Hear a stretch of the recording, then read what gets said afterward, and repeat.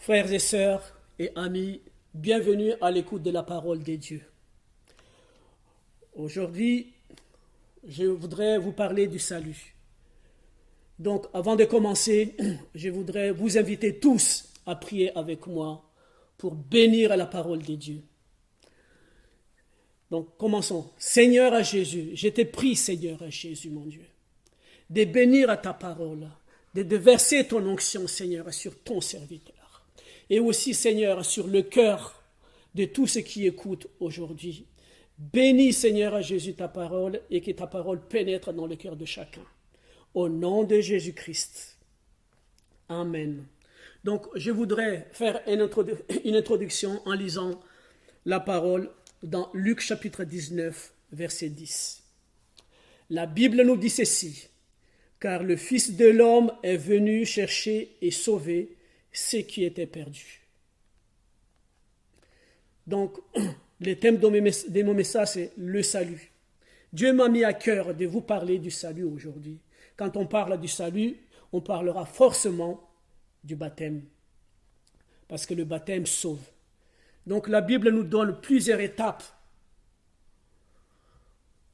pour arriver à notre salut.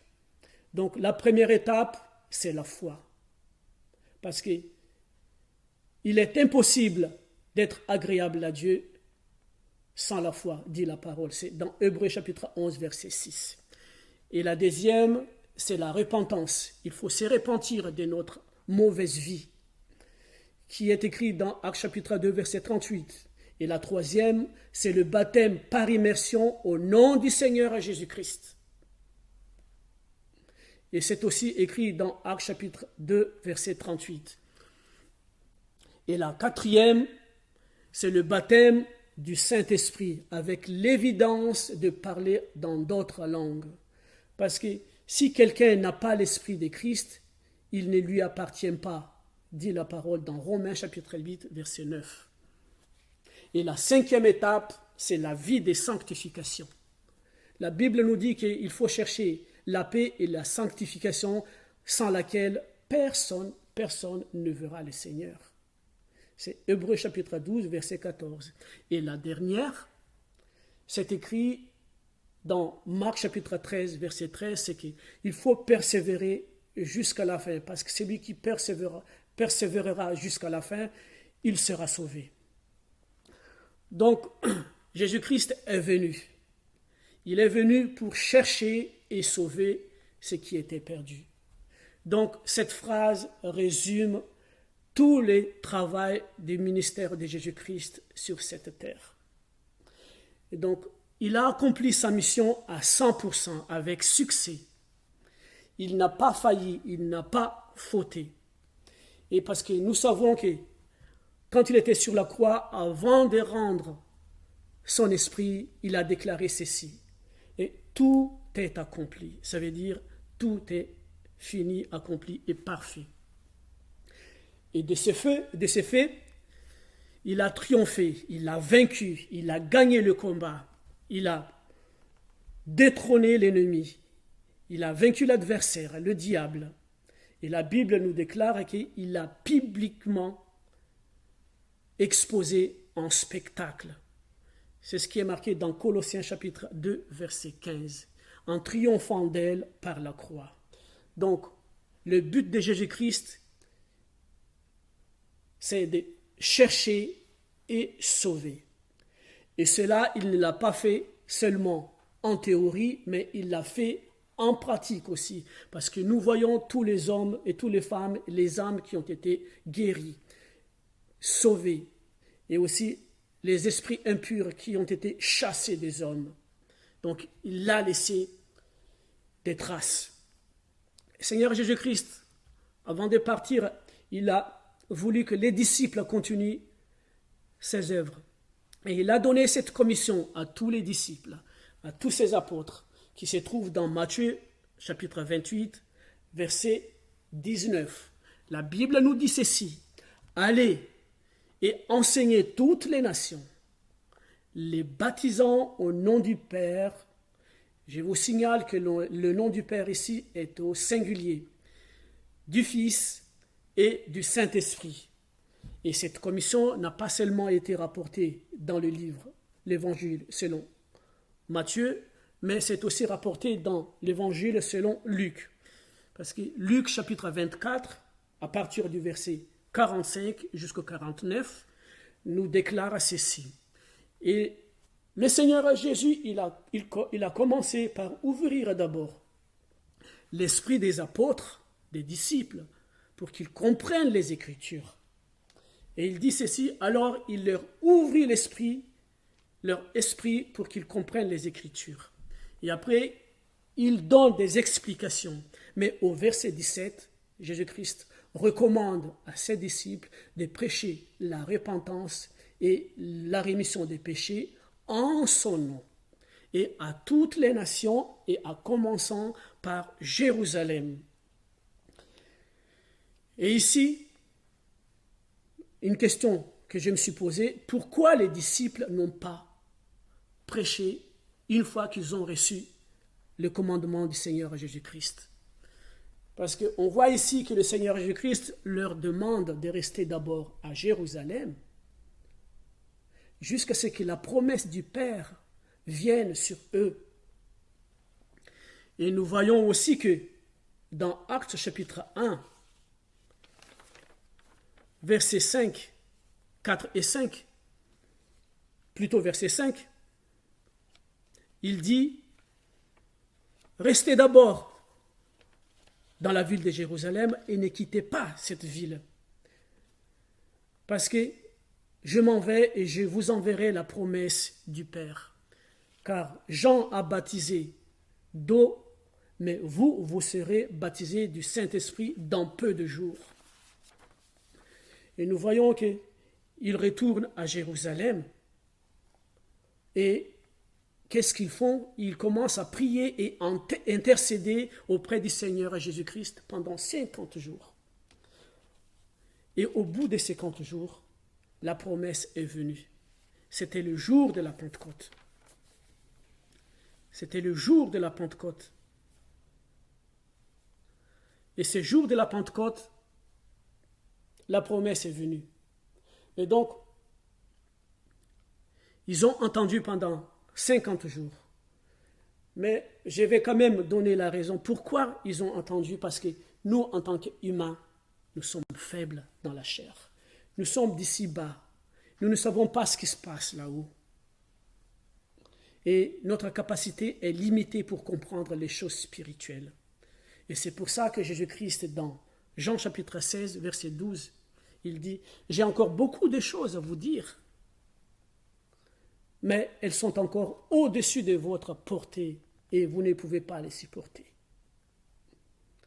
Donc, il faut quelque chose pour nous expliquer.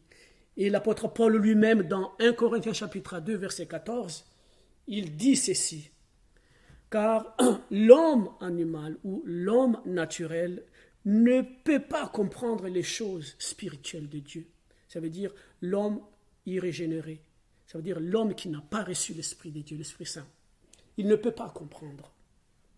Il ne peut même pas l'entendre parce que c'est en esprit qu'on les discerne. C'est pour ça que les disciples, Jésus-Christ a demandé aux disciples d'attendre la promesse. Donc, quel est le rôle de l'Esprit Saint dans notre vie en tant que chrétiens? Nous avons dans Jean chapitre 14, verset 26, d'abord, le Saint-Esprit, c'est le consolateur, c'est l'Esprit de Dieu. Et la Bible nous dit qu'il nous enseignera toutes choses. Et il nous rappellera à l'esprit toutes les paroles que Jésus-Christ a dites. Et dans Jean chapitre 16, versets 13 à 14, la Bible nous dit ceci, que l'Esprit Saint, c'est l'Esprit de la vérité et qui conduit dans toute la vérité. Et il annoncera tout ce qu'il aura entendu, parce qu'il prendra ce qu'il est de Jésus-Christ et il nous l'annoncera à nous qui sommes ses disciples. Et cet esprit aussi glorifie le Seigneur à Jésus-Christ. C'est pourquoi Jésus-Christ leur a demandé d'attendre à Jérusalem, d'attendre l'arrivée du Saint-Esprit, pour qu'il soit dans la vérité à chaque fois qu'il ouvre la bouche concernant l'Évangile. Donc le jour de la Pentecôte est arrivé, l'Esprit Saint est arrivé, tombé sur chacun de ses disciples. Et cet Esprit Saint, la Bible nous dit que c'est l'Esprit de la vérité, le Consolateur, c'est l'Esprit de Jésus-Christ lui-même, selon Actes chapitre 16, versets 6 à 7. Et Jésus-Christ lui-même dit que dans Jean chapitre 14, verset 18, on va dire peut-être à partir du verset 16 à 18, que c'est lui-même qui viendra et il restera en nous. Donc l'Esprit Saint, c'est Jésus-Christ lui-même. Donc le jour de la Pentecôte, l'Église est née. Le Seigneur Jésus est venu en esprit sur les apôtres et il les a envoyés dehors pour prêcher la bonne nouvelle. Je vous fais remarquer ici que les apôtres n'ont pas préparé leur message comme nous faisons nous. Ils n'ont même pas prémédité leurs pensées pour savoir quoi dire ces jours-là. Mais c'est l'Esprit de Jésus-Christ qui était en eux, qui a dit, qui a prononcé des mots pour dire ce qu'il faut dire, parce que c'est l'Esprit de la vérité. Donc ce que les apôtres ont dit, c'est la vérité. Amen. Donc ça concorde exactement à ce que le Seigneur Jésus-Christ nous a dit dans Matthieu chapitre 10, verset 20. Il nous dit ceci, car ce jour-là, ce n'est pas vous qui parlerez, mais c'est l'Esprit de votre Père qui parlera en vous. Alléluia. Merci Seigneur. Donc, où est-ce qu'ils ont commencé la prédication? Et nous voyons ici dans Actes des Apôtres, chapitre 2, ils étaient à Jérusalem. Quand ils sont sortis, donc ils ont commencé à prêcher à Jérusalem. Et ce jour-là, il y a au moins 16 nations représentées dans cette ville. C'est ce que la Bible dans Actes chapitre 2, versets 8 et 11 nous rapporte. Et l'apôtre Pierre ouvre la bouche, et il prêche l'évangile au nom du Seigneur à Jésus-Christ. Et tous les hommes qui étaient là ont eu le cœur vivement touché, selon la Bible, et il pose une question cruciale pour leur salut. Il dit, frères, que ferons-nous? Et l'apôtre Pierre, sans hésiter, il dit que chacun de vous, qu'il soit homme ou femme, soit baptisé au nom du Seigneur Jésus-Christ pour la rémission de vos péchés. Amen. Au nom du Seigneur Jésus-Christ. Donc, ce jour-là, il y a eu 3000 âmes qui se sont fait baptiser. C'est ce que nous lisons dans chapitre 2, verset 41. Donc l'évangile a été prêché à Jérusalem. Et maintenant, on voit que Philippe, il quitte Jérusalem pour aller en Samarie. Et il arrive à Samarie, il prêche quoi? Il prêche le royaume de Dieu et le nom du Seigneur à Jésus-Christ. Et nous voyons que des femmes et des hommes se sont fait baptiser. Comment? C'est dans Actes chapitre 8, verset 16. Ils ont été baptisés au nom du Seigneur Jésus-Christ. Amen. Donc, la Samarie a reçu la parole. Et maintenant, le troisième commandement du Seigneur, c'est à l'extrémité de la terre. Et nous voyons aussi que dans Actes chapitre 10, c'est l'apôtre Pierre maintenant, qui prêche à un certain Corneille. C'est un païen qui représente le monde extérieur. Donc, quand il a prêché, quand il est arrivé à cette phrase, il dit dans Actes chapitre 10, verset 43, que tous les prophètes rendent témoignage à Jésus-Christ, que quiconque croira en lui recevra la rémission de ses péchés par son nom. Donc, quand ils ont entendu ça, ils ont cru et le Saint-Esprit est tombé sur eux parce qu'ils les ont entendus parler dans d'autres langues. Et donc, du coup, qu'est-ce qu'il a fait l'apôtre Pierre? Il a ordonné à ceux qui ont reçu le Saint-Esprit d'être baptisés, comment? Au nom du Seigneur à Jésus-Christ. C'est ce que nous lisons dans Actes chapitre 10, verset 48. Donc maintenant, quelque chose de très intéressant que je vais vous dire. On va se demander comment les apôtres se sont fait baptiser. La Bible nous donne un exemple. Dans les actes des apôtres, c'est sur le baptême de l'apôtre Paul. Donc, nous savons que l'apôtre Paul était un persécuteur, un juif. Et quand il était sur la route de Damas, le Seigneur Jésus-Christ lui-même l'a interpellé. Et dans sa frayeur, l'apôtre Paul demande au Seigneur Jésus-Christ, « Seigneur, que veux-tu que je fasse ?» Et le Seigneur lui dit, « Rentre dans la ville et là-bas, il y a quelqu'un qui va te dire ce qu'il faut que tu fasses. » Et il rentre dans Jérusalem et Ananias lui a prêché la bonne nouvelle. Et nous voyons dans chapitre 9, verset 18, que l'apôtre Paul s'élève et il se fait baptiser. Comment? Cette partie ne donne pas le détail. Mais quand il a donné son témoignage, il raconte son témoignage aux anciens, dans Actes chapitre 22, verset 16, il rapporte la parole d'Ananias. Ici, il dit, « Et maintenant, que tardes-tu?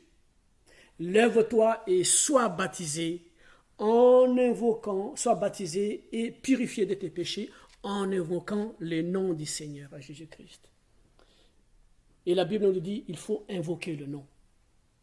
Ça veut dire proclamer le nom, dire le nom. Quel nom? C'est le nom de Jésus-Christ. Amen. Donc lui, il a reçu le baptême au nom du Seigneur à Jésus-Christ. Lui qui nous a écrit la majorité des lettres dans le Nouveau Testament. Lui aussi, il a été baptisé. Et lui aussi, il a baptisé des disciples.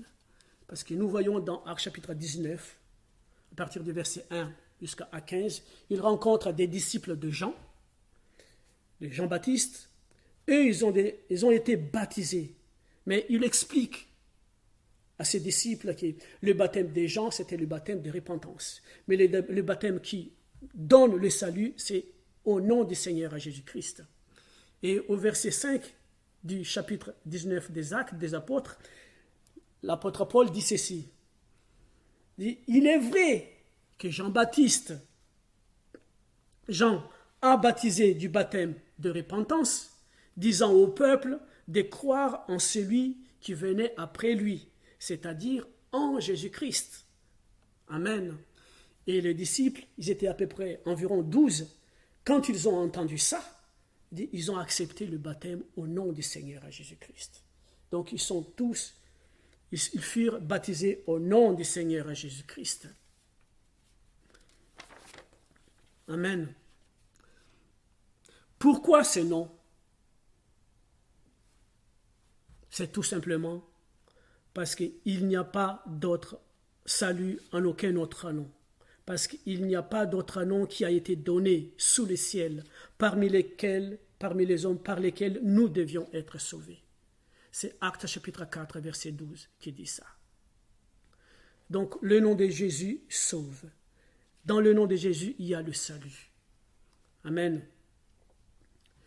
Vous savez, quand Dieu a décidé de vivre avec son peuple, il a appelé Moïse de monter sur la montagne de Sinaï pendant 40 jours fois 2. Et là-bas, le Seigneur Jésus-Christ l'a enseigné, lui a donné des commandements, des préceptes, des lois à observer pour que cette cohabitation soit réalisable. Et il dit ceci, il lui a montré des choses célestes qui n'est pas de cette terre. Et après l'avoir montré des choses célestes, et après l'avoir lui donné des commandements, des préceptes et des lois, il lui dit dans Exode chapitre 25, verset 9, il dit, vous le ferez exactement. Il dit sans faute, exactement semblable au modèle de la demeure et au modèle de tous ces ustensiles que je vais te montrer. Donc, il a vu des choses célestes. Et au verset 40 du même chapitre 25 d'Exode, il dit, regarde, observe. Et après, il dit, fais-le d'après le modèle qui t'a été montré sur la montagne. Ces paroles ne sont pas seulement rapportées dans l'Ancien Testament, mais il a été aussi rapporté dans le Nouveau Testament, parce que les épîtres aux Hébreux nous parlent de ça dans son chapitre 8, verset 5. Et la Bible nous dit ceci, regarde, c'est-à-dire observe, prends garde, fais attention. Lui, dit-il, de faire toutes choses, c'est-à-dire toutes choses, sans exception, selon le modèle qui t'a été montré sur la montagne. Donc Moïse a reçu le modèle des choses qu'il devait faire pour que la cohabitation entre Dieu et les hommes s'efface. Amen. Donc, et nous savons aussi que dans le Nouveau Testament, donc tout ce que Dieu a montré à Moïse, c'est lui-même qui l'a conçu. Il a conçu sa forme, ses dimensions, il a dessiné le tabernacle lui-même, il a choisi les matériaux et leur nature et même leur couleur. Donc c'est lui-même qui est le fondateur de sa maison et aussi l'architecte. C'est ce que l'Hébreu chapitre 11, verset 10 nous dit. Et nous savons aussi que Jésus-Christ, dans le Nouveau Testament, la Nouvelle Alliance, il a déclaré ceci, sur ces rocs, sur cette pierre, je bâtirai mon église. Et la mort et la porte des séjours des morts ne prévaudront point contre cette église. C'est dans Matthieu chapitre 16, verset 18. Et il donne la clé à l'apôtre Pierre.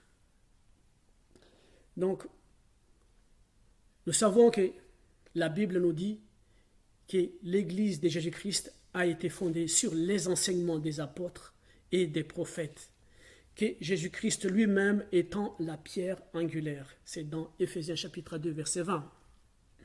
Donc, Pierre a reçu la clé, mais c'est l'apôtre Paul qui a posé le premier fondement.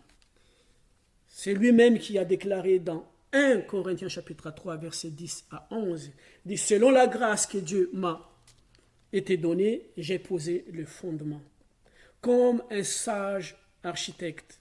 Et si un autre édifie dessus, mais que chacun examine comment il édifie dessus.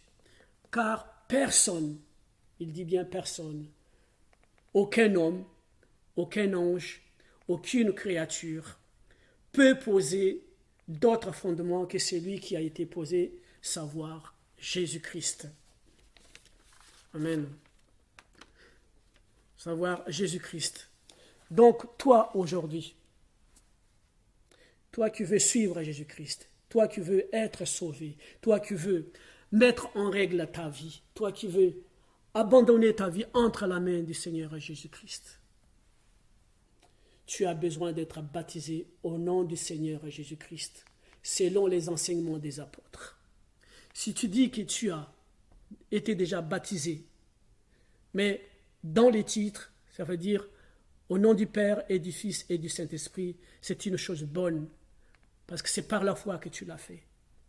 Mais il te manque le nom.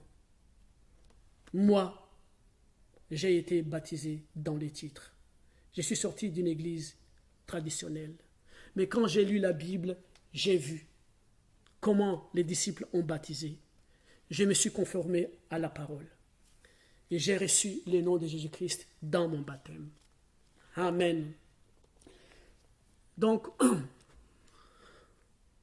peut-être tu l'as fait par l'ignorance, ou par préférence, ou peut-être par tradition, en disant que 99% de l'Église baptise au nom du Père et du Fils. Je t'encourage de reconsidérer, de revenir à la parole. Parce que tous les premiers chrétiens, toutes les églises primitives ont été baptisées au nom du Seigneur Jésus-Christ. Vous savez, nous ne sommes pas plus grands que l'apôtre Paul. Nous ne sommes pas plus grands que Moïse, à qui Dieu a confié de poser le fondement de son Église. Donc, nous n'avons pas le droit et nous n'avons pas le pouvoir d'échanger la doctrine. Parce que la Bible nous encourage plutôt de tendre vers la perfection au lieu de poser un autre fondement. Hébreux chapitre 6, versets 1 et 2 nous dit: c'est pourquoi, laissant la parole qui enseigne qu'est le premier principe de Christ, tendons vers la perfection et ne posons pas de nouveau le fondement de la repentance, des œuvres mortes, ni de la foi en Dieu, parce que nous croyons qu'il y a un seul Dieu, ni de la doctrine des baptêmes, ni de l'imposition des mains, ni de la résurrection des morts, ni des jugements éternels. Donc, une fois posé le fondement, et il restera comme tel. Si vous dites peut-être que les apôtres ont fait des erreurs, ou peut-être ils se sont trompés, ils n'ont pas compris le commandement de Jésus, mais sachez que le Seigneur lui-même a approuvé leur travail. Parce que nous lisons dans Marc chapitre 16, verset 20, que le Seigneur travaillait avec les apôtres. Et il confirmait leur parole, la parole, par les prodiges qui l'accompagnaient. Et nous savons aussi, dans l'Apocalypse chapitre 21, nous parle de la nouvelle Jérusalem céleste qui descendra auprès de son Dieu, son époux. Et dans ces chapitres, il est dit ceci, que tout le monde verra cette nouvelle Jérusalem et tout le monde entendra parler. Parce que dans le verset 3 de l'Apocalypse chapitre 21, c'est Jean qui dit « Et j'ai entendu une grande voix du ciel disant « Voici le tabernacle des dieux avec les hommes. Et il habitera avec eux, et ils seront son peuple, et Dieu lui-même sera leur Dieu.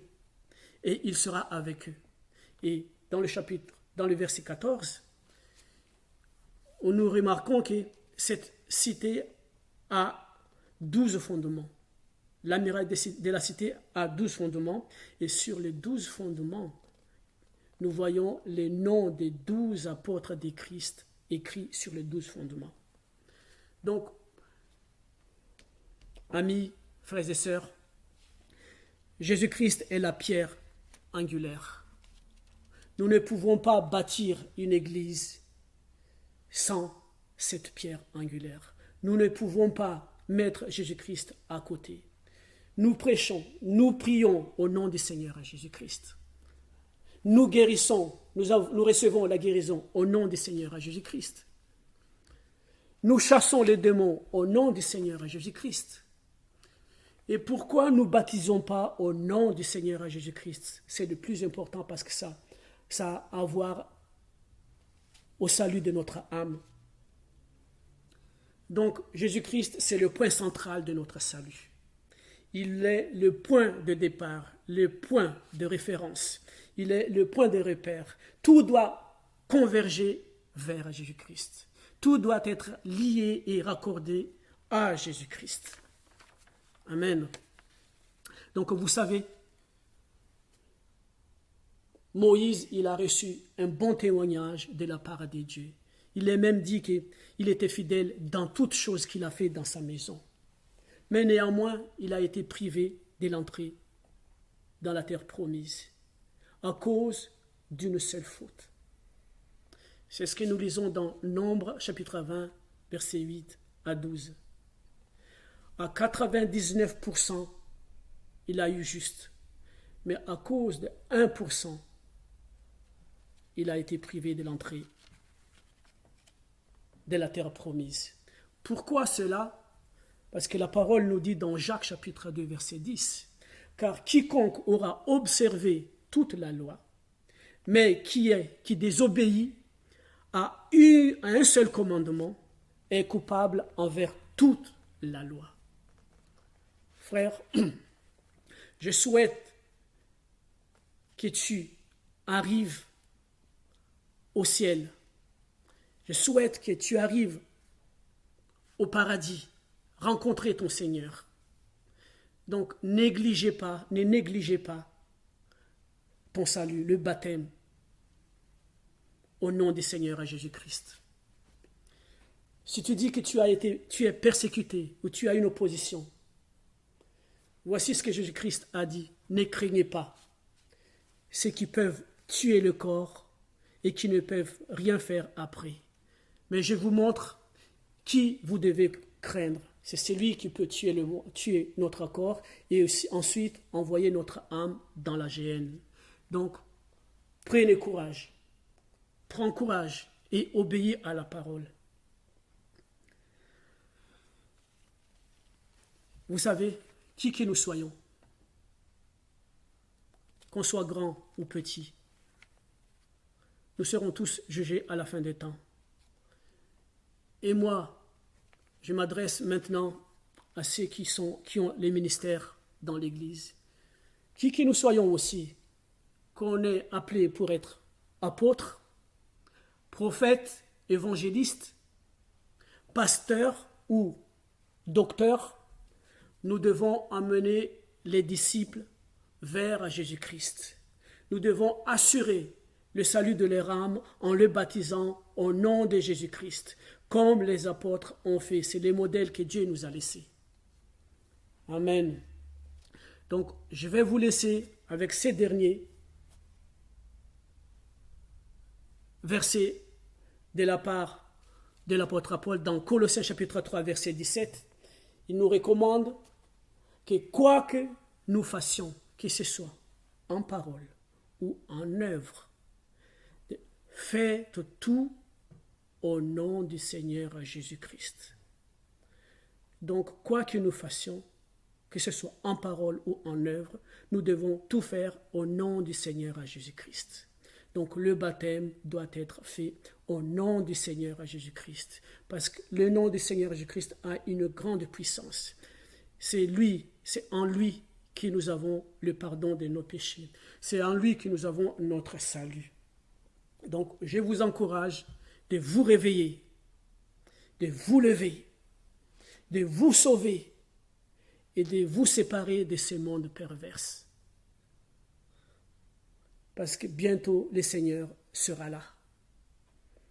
Amen. Donc, à chacun de nous, je vous encourage, toi qui veux suivre le Seigneur Jésus-Christ, assure-toi que ton baptême correspond au baptême des apôtres et que ton salut soit rassuré. Donc, je vous invite tous avec moi de prier pour que le Seigneur Jésus nous donne la paix au fond de notre cœur, pour qu'il nous guide selon sa parole, que l'Esprit de Dieu nous guide dans toute la vérité. Il n'y a pas d'autre vérité, il n'y a pas d'autre chemin. C'est Jésus-Christ lui-même qui est le chemin, la vérité et la vie. Donc prions ensemble. Seigneur Jésus, merci encore pour ta parole. Merci Seigneur Jésus, mon Dieu, mon roi, de voir les cœurs sensibles, assoiffés, affamés, qui veulent recevoir à ta parole, qui veulent, Seigneur Jésus, obéir à ta parole et suivre pour qu'ils puissent, Seigneur Jésus, voir à ta lumière et hériter la vie éternelle en ton nom. Dirige-le, Seigneur Jésus, parce qu'il mérite aussi le salut en ton nom, parce que ta volonté, c'est que tous arrivent à la repentance, qu'aucun ne périsse, mais que tous soient sauvés. Au nom du Seigneur Jésus-Christ, soyez bénis. Amen.